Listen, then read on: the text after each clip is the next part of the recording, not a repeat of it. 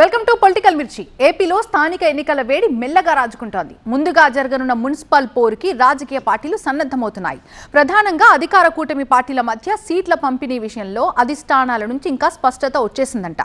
ఇక వార్డుల విభజనపై దాదాపు అన్ని మున్సిపాలిటీల్లో స్పష్టత రావడంతో ఎన్నికల నోటిఫికేషన్ కోసం ఎదురు చూస్తున్నారు.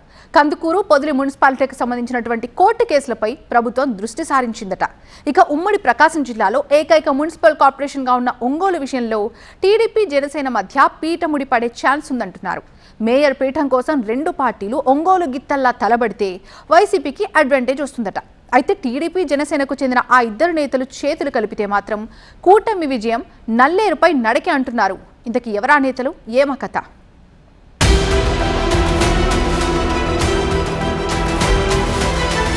ఏపీలో స్థానిక సంస్థల ఎన్నికల కోలాహలం మొదలైంది. పంచాయతీల కన్నా ముందుగా జరగనున్న మున్సిపల్ పోరుకు రాజకీయ పార్టీలు సన్నద్ధమవుతున్నాయట. కూటమి పార్టీల మధ్య సీట్ల పంపిణీపై ఆయా పార్టీల అధిష్టానాల నుంచి స్పష్టత వచ్చేసింది.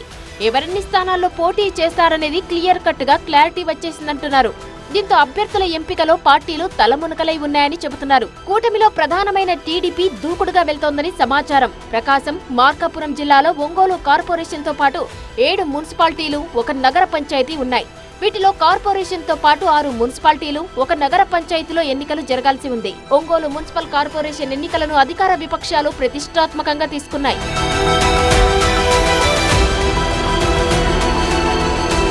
స్థానిక సంస్థల ఎన్నికల నిర్వహణకు అధికార యంత్రాంగం సిద్ధమైందని సమాచారం. మొదట మున్సిపల్ కార్పొరేషన్లు, మున్సిపాలిటీలు, నగర పంచాయతీలకు ఎన్నికలు నిర్వహించి ఆ తర్వాత మండల, జిల్లా పరిషత్లకు, చివరగా పంచాయతీలకు ఎన్నికలు నిర్వహించాలని ఎన్నికల సంఘం భావిస్తున్నట్టు తెలుస్తోంది. దీనిలో భాగంగా సెప్టెంబర్లోనే మున్సిపల్ ఎన్నికలు జరిగే అవకాశం ఉందని చెబుతున్నారు. ఇప్పటికే ఓటర్ల జాబితా ప్రత్యేక సవరణ కార్యక్రమం పూర్తయినందున వార్డుల విభజనపై ఉన్న కోర్టు కేసులు పరిష్కారమవుతాయని తెలుస్తోంది. దీంతో వార్డులు, డివిజన్ల సంఖ్య పెరగబోతుంది. ఉమ్మడి జిల్లాలోని ఒంగోలు కార్పొరేషన్ తో పాటు కందుకూరు, మార్కాపురం, చీమకుర్తి, కనిగిరి, గిద్దలూరు, అద్దంకి మున్సిపాలిటీలతో పాటు పొదిలి నగర పంచాయతీకి ఎన్నికలు జరగాల్సి ఉంది. దర్శి మున్సిపాలిటీ పాలక వర్గానికి పదవీకాలం పూర్తి కానందున వీటితో పాటు ఎన్నికలు జరిగే అవకాశం లేదు.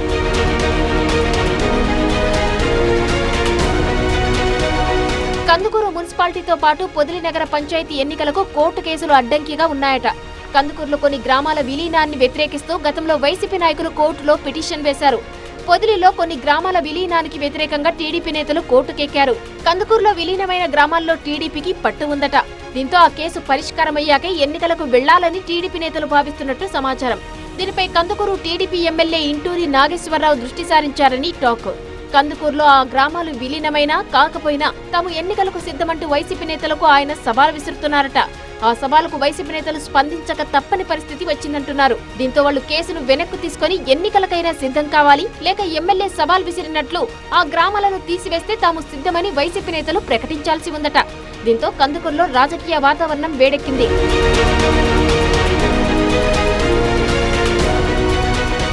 స్థానిక ఎన్నికలపై టీడీపీ ఎమ్మెల్యేలు, మంత్రులు స్పెషల్ ఫోకస్ పెట్టారట. ఎన్నికలు జరగాల్సిన మున్సిపాలిటీలో టీడీపీ ఎమ్మెల్యేలు ఉన్నారు. దీంతో ఇంటింటికి టీడీపీ కార్యక్రమాన్ని కూడా ఈ ఎన్నికల ప్రచారానికి వినియోగించుకోవాలని చూస్తున్నారు. ఇక టీడీపీ ప్రజాప్రతినిధుల సూచనకు అనుగుణంగానే వార్డుల విభజన ఉంటుందని సమాచారం. రిజర్వేషన్లు తేలనప్పటికీ ఆర్థిక, అంగబలం ఉన్న అభ్యర్థుల కోసం టీడీపీ నేతలు ఇప్పటి నుంచే కసరత్తు ప్రారంభించారని తెలుస్తోంది.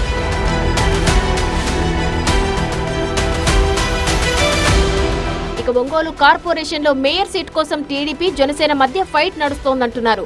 ఒంగోలు ఎమ్మెల్యేగా టీడీపీకి చెందిన దామచర్ల జనార్దన్ ఉండగా జనసేనలో మాజీ మంత్రి బాలినేని శ్రీనివాసరెడ్డి కీలకంగా వ్యవహరిస్తున్నారు. ఒంగోలులో ప్రధాన పార్టీల తరపున వీళ్లే బలమైన నేతలుగా ఉన్నారు. కూటమిలో చెరో పార్టీకి ప్రాతినిధ్యం వహిస్తున్న వీళ్ళిద్దరూ కలిసి పనిచేస్తేనే కార్పొరేషన్ ఎన్నికల్లో కూటమికి విజయం నల్లేరుపై నడక అవుతుందని టాక్. వీళ్ళిద్దరి మధ్య సఖ్యత లేకపోవడం కూటమి విజయానికి అడ్డంకిగా మారే అవకాశాలు కనిపిస్తున్నాయంటున్నారు. అయితే ఎన్నికల నాటికి వీళ్ళిద్దరి మధ్య సయోధ్య కుదరకపోయినా ఎవరి పని వారు చేసుకునే విధంగా ఇరు పార్టీల అధిష్టానాలు ఆదేశిస్తాయంటున్నారు.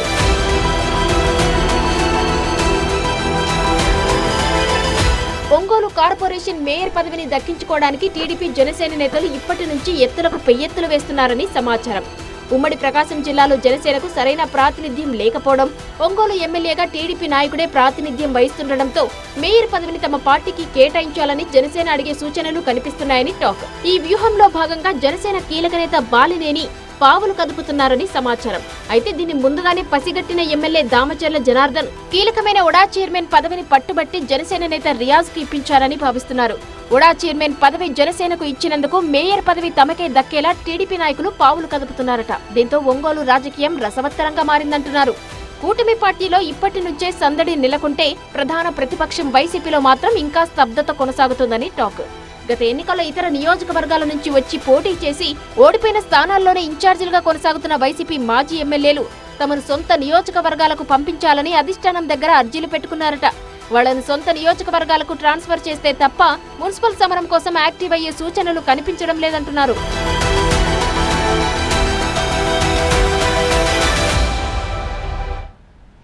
ఆ నియోజకవర్గంలో కమలం పార్టీ చాలా వీక్, కానీ గ్రూపుల గోల మాత్రం పీక్స్ అట. ఉన్న విభేదాలకి తోడు కొత్త రచతో కాషాయ పార్టీ పరేషాన్ అవుతుందని టాక్. నియోజకవర్గ కమిటీ ఏర్పాటు ప్రక్రియ నేతల మధ్య చిచ్చు రేపిందని సమాచారం. జిల్లా అధ్యక్షుడి వ్యవహార శైలిని తప్పుబడుతూ లోకల్ లీడర్స్ బహిరంగంగానే తిరుగుబావుట ఎగురవేశారు. ఇంతకీ ఏదా నియోజకవర్గం, ఎవరా నేతలు?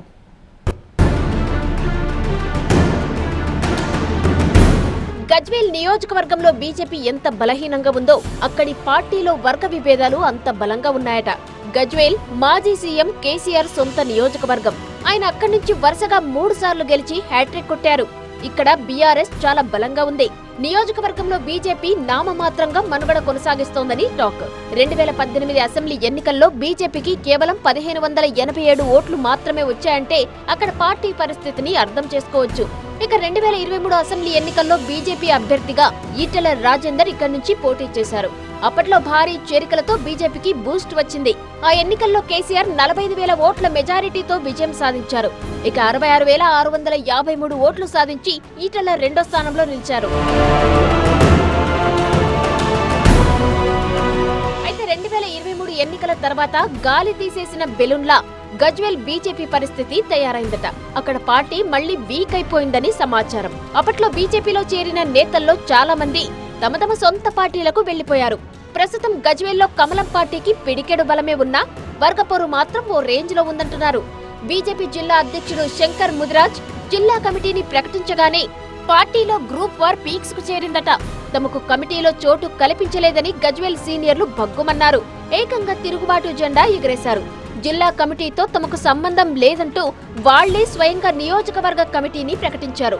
ప్రెస్ మీట్ ను పెట్టి మరీ అసంతృప్తిని వ్యక్తం చేశారు.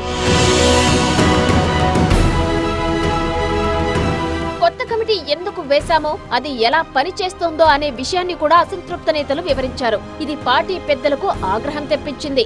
జిల్లా కమిటీని వ్యతిరేకిస్తూ రచ్చకెక్కడమేంటని ప్రశ్నించారు. దీనిపై సమాధానం ఇవ్వాలంటూ అసంతృప్త నేతలకు షోకాజ్ నోటీసులు జారీ చేశారు. దీంతో పార్టీలో రచ్చ మరింత ముదిరిందని సమాచారం.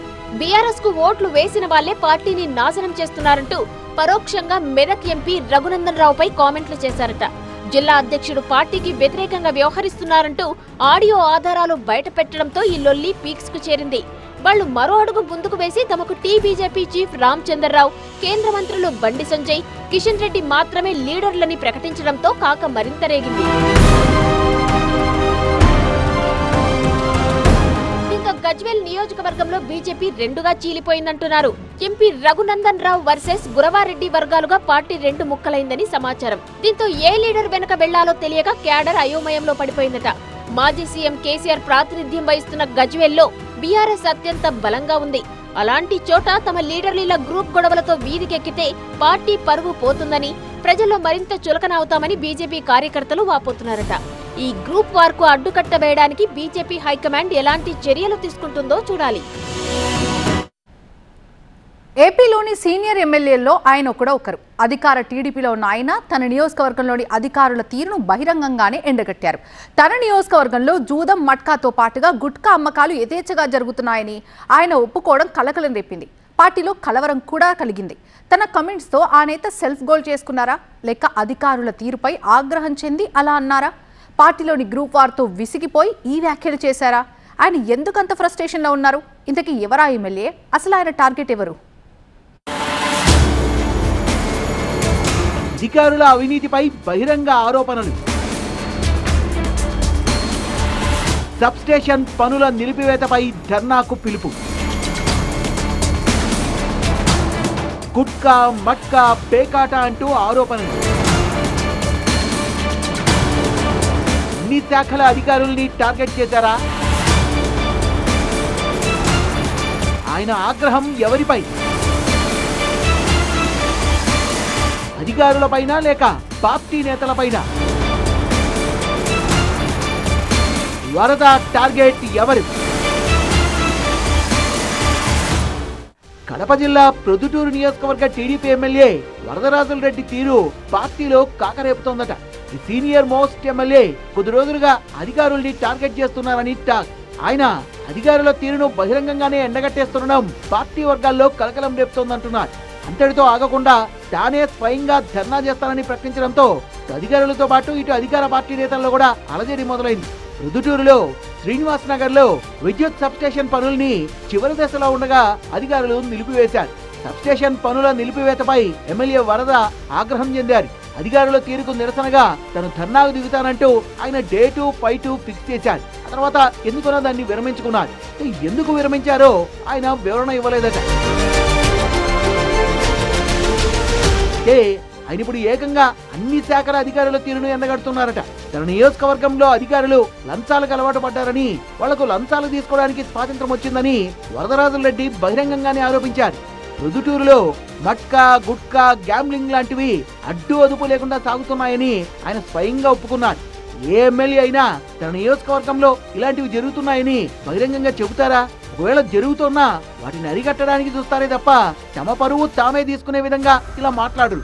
అలాంటిది వరదరాజులరెడ్డి ఇంత ఓపెన్ గా మాట్లాడడం ఏంటి అనే చర్చ నియోజకవర్గ టీడీపీలో జరుగుతోందని టాక్. తన మాట వినడం లేదనే ఆగ్రహంతో అధికారుల్ని ఆయన టార్గెట్ చేశారా, లేక పార్టీలోని తన ప్రత్యర్థులకు గురి ఎక్కుపెట్టారా? ఇప్పుడు ఇదే చర్చ పెద్ద రచ్చగా మారిందట. అధికారుల విషయాన్ని పక్కన పెడితే ప్రొద్దుటూరు టీడీపీలో వర్గపోరు మాత్రం ఓ రేంజ్లో ఉంది. కొన్నాళ్లుగా వరదరాజులరెడ్డితో మాజీ ఇన్ఛార్జి ప్రవీణ్ కుమార్ రెడ్డి ఢీ అంటే ఢీ అంటున్నారు. రెండు వర్గాల మధ్య విభేదాలు చాలా సార్లు వీధికెక్కాయి. వరదరాజులరెడ్డి ఆయన కుమారుడు కొండారెడ్డి టార్గెట్ గా ప్రవీణ్ పలుమార్లు ఆరోపణలు చేశారు. రెండు వర్గాలు బాహాబాహికి కూడా దిగాయి. పార్టీని అడ్డం పెట్టుకుని తమను దెబ్బతీయడానికి ప్రవీణ్ ప్రయత్నిస్తున్నారని, క్రమంలో టీడీపీ కూడా ఆయన నష్టం చేస్తున్నారని కొండారెడ్డి బహిరంగంగానే ఆరోపించారు.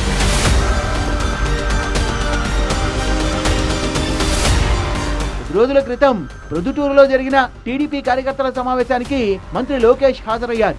సమావేశంలో సీనియర్ లీడర్ గా అందరినీ కలుపుకొని పోవాల్సిన బాధ్యత మీపైనే ఉందంటూ వరదరాజులరెడ్డికి సున్నితంగా వార్నింగ్ ఇచ్చారు.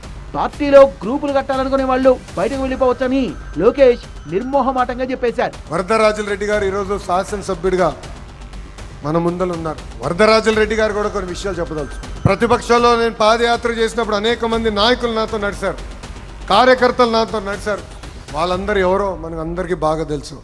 వాళ్ళందరినీ కూడా కలిసికట్టుగా తీసుకెళ్లి ప్రోత్సహించాల్సిన బాధ్యత పెద్దలుగా మీ పైన ఉందని ఈ సభాముఖం మీకు తెలియజేస్తున్నాం. ఇక్కడ వర్గాలు ఉండవు. ఒకే పార్టీ, అది తెలుగుదేశం పార్టీ ఉంటుంది. ఎవరన్నా వర్గాలు చేయాలనుకుంటే తలుపు సిద్ధంగా ఉంది, మీరు వెళ్ళొచ్చు. ప్రొద్దుటూరులో గ్రూప్ వార్ కు ఫుల్ స్టాప్ పెట్టాలని టీడీపీలో అన్ని వర్గాలకు లోకేష్ క్లియర్ కట్ గా వార్నింగ్ ఇచ్చారు. వరదరాజులరెడ్డికి ఆ వ్యాఖ్యల ఘాటు గట్టిగానే తగిలినట్లయిందట. ఆ ఫ్రస్ట్రేషన్ నే ఆయన అధికారులపై చూపిస్తున్నారనే టాక్ వినిపిస్తోంది. లోకేష్ హెచ్చరికతో అయినా ప్రొద్దుటూరు టీడీపీ గాడిలో పడుతుందేమో చూడాలంటున్నాయి లోకల్ పొలిటికల్ సర్కిల్.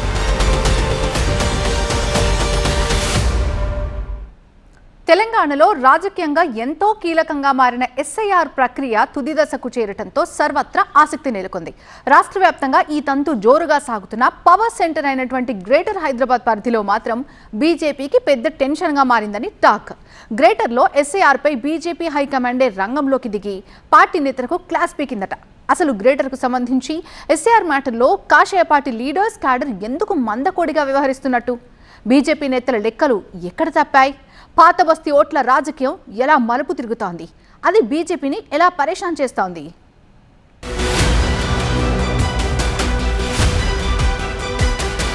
తెలంగాణలో ఎస్ఐఆర్ స్పెషల్ ఇంటెన్సివ్ రివిజన్ ప్రక్రియ తుది దశకు చేరుకుంది.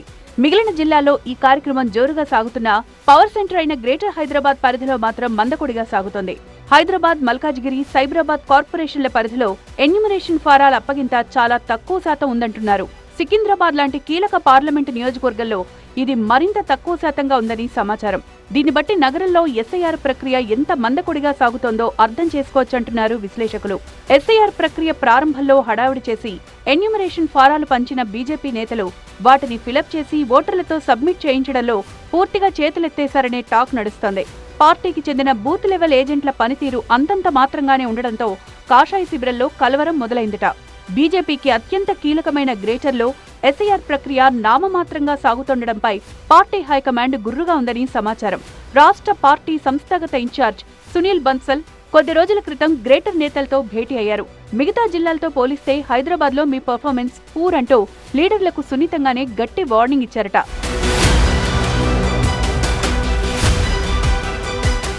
మరోవైపు పాత బస్తీలో ఎస్ఐఆర్ అమలుపై బీజేపీ నేతలు నేరుగా చీఫ్ ఎలక్టోరల్ ఆఫీసర్ కు పలుమార్లు ఫిర్యాదు చేశారు. ఎంఐఎం, కాంగ్రెస్ లు కుమ్మక్కై అక్రమ ఓట్లను చేరుస్తున్నారని, పలు ప్రాంతాల్లో బీఎల్ఓలు కూడా మజ్లిస్ నేతలతో చేతులు కలిపారని కాషాయ పార్టీ నేతలు ఆరోపిస్తున్నారు. అయితే ఎస్ఐఆర్ ప్రక్రియలో పాల్గొనేందుకు సిటీ ఓటర్ ముందుకు రాకపోవడానికి మరో కారణం కూడా ఉందంటోంది బీజేపీ. గ్రామాల్లో ఓటు లేకపోతే సంక్షేమ పథకాలు రావని భయంతో చాలా మంది నగరవాసులు ఊరిలో తమకున్న ఓటు ఉంచుకోవడానికే ప్రాధాన్యత ఇస్తున్నట్లు బీజేపీ చెప్తోంది. దీంతో నగరంలో ఓటర్ల సంఖ్య సగానికి పైగా తగ్గే ప్రమాదం ఉందని కమలనాథులు వర్రీ అవుతున్నారు. ఈ పరిణామాలపై అప్రమత్తమైన రాష్ట్ర నాయకత్వం బూత్ స్థాయి క్యాడర్కు దిశానిర్దేశం చేసింది. దీనిలో భాగంగా నగరంలో ఉంటున్న వాళ్లు ఇక్కడే ఓటు నమోదు చేసుకోవాలని కేంద్ర మంత్రి కిషన్ రెడ్డి ప్రత్యేకంగా విజ్ఞప్తి చేశారు. గ్రేటర్లో ఓటు నమోదు చేసుకోకపోతే మైనార్టీలో పడిపోయే ప్రమాదం ఉందని, మజ్లిస్ కు అడ్డుకట్ట వేయాలంటే నగరవాసులంతా ఇక్కడే ఓట్లు నమోదు చేసుకోవాలని ఆయన పిలుపునిచ్చారు. మరి బీజేపీ నేతల తాజా కసరత్తుతో గ్రేటర్లో ఆశించిన స్థాయిలో ఓట్లు నమోదవుతాయా, లేక మజ్లిస్ కాంగ్రెస్ వ్యూహాలదే పైచేయి అవుతుందా అన్నది వేచి చూడాల్సిందే అంటున్నారు విశ్లేషకులు.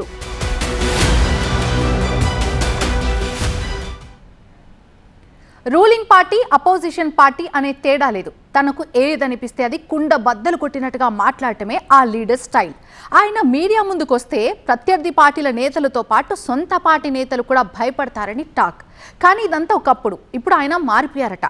కొన్నాళ్ళుగా చాలా సైలెంట్ అయిపోయారని సమాచారం. అయితే ఆయన తనంతట తానుగా సైలెంట్ కాలేదని, సైలెంట్ కావాల్సి వచ్చిందని చెప్తున్నారు. ఇంతకీ ఎవరా నేత? ఆయన సైలెన్స్ వెనుక గల కారణాలేంటి? తూర్పు జయప్రకాష్ రెడ్డి అలియాస్ జగ్గారెడ్డి రాజకీయాల్లో పరిచయం అక్కర్లేని పేరు. తెలంగాణ కాంగ్రెస్ లో పొలిటికల్ ఫైర్ బ్రాండ్. మిగిలిన నేతలతో పోలిస్తే జగ్గారెడ్డి పొలిటికల్ స్టైల్ చాలా డిఫరెంట్ గా ఉంటుంది. ఆయన రాజకీయ వ్యూహాలు ఎవరికి అంతుచిక్కవనేవి పొలిటికల్ సర్కిల్లో ఉన్న టాక్. అలాంటి నేత కొన్నాళ్లుగా కొంత సైలెంట్ అయ్యారని సమాచారం.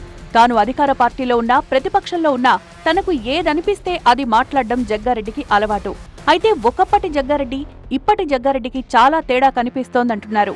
గతంలో జగ్గారెడ్డి మీడియా ముందుకొస్తే ప్రత్యర్థి పార్టీ నేతలతో పాటు సొంత పార్టీ నేతలకు కూడా వణుకు పుట్టేదట.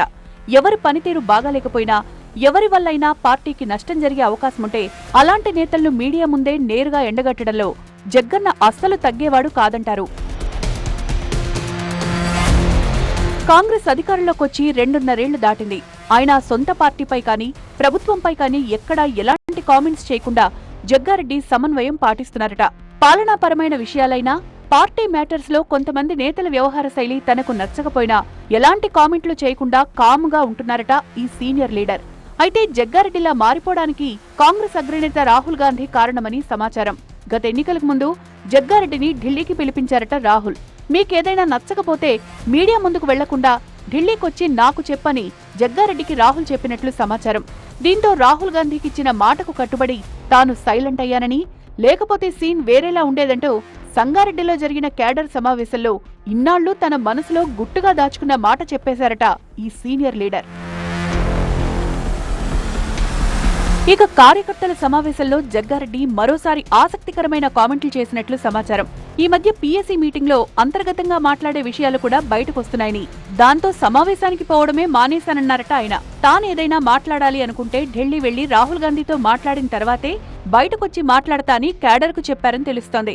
ఇక రాజకీయంగా తన మనసులో ఓ కోరికుందని, తనకు ఓ పొలిటికల్ డిజైన్ ఉందని, అది నవంబర్లో బయట పెడతా అంటూ క్యాడర్కు చెప్పారట జగ్గారెడ్డి. ఈ 3 నెలల కాలంలో రాజకీయంగా తనకు క్లారిటీ వస్తుందని ఆయన చెప్పడంతో జగ్గారెడ్డి మనసులో ఉన్న కోరిక ఏంటా అని పొలిటికల్ సర్కిల్స్ లో పెద్ద చర్చ జరుగుతోందంటున్నారు. ఇక జగ్గారెడ్డి మాట తీరును చూసి రాజకీయ విశ్లేషకులు సైతం ఒకంత ఆశ్చర్యానికి లోనవుతున్నారట. గతంలో సంగారెడ్డిలో జరిగిన దసరా వేడుకల్లో తాను ఏదో ఒక రోజు రాష్ట్రానికి ముఖ్యమంత్రిని అవుతానన్నారు ఆయన. ఆ తర్వాత చాలా మంది నేతలు తాము కూడా సీఎం అవుతాము అనడంతో తనకు సీఎం పదవి మీద ఇంట్రెస్ట్ పోయిందని కుండబద్దలు కొట్టారు. ఇక జగ్గారెడ్డి తీరు చూస్తుంటే మాజీ సీఎం దివంగత చెన్నారెడ్డి వ్యవహార శైలి గుర్తుకొస్తోందంటున్నారు విశ్లేషకులు. చెన్నారెడ్డికి ఏదైనా పనప్పగిస్తే ఆయన దానిపైనే ఫోకస్ పెట్టేవారట. ఖాళీగా ఉంటే మాత్రం తన రాజకీయ చాణక్యం చూపించేవారట. అయితే ఇప్పుడు జగ్గారెడ్డి రాజకీయ వ్యవహారం చూస్తే చెన్నారెడ్డిని ఫాలో అవుతున్నట్టు కనిపిస్తోందని టాక్. అయితే ఒక్కపట్ల మాటల తూటాలు పేల్చకపోయినా మౌనంగానే జగ్గారెడ్డి రాజకీయంగా ఎదుగుతున్నారంటున్నారు విశ్లేషకులు.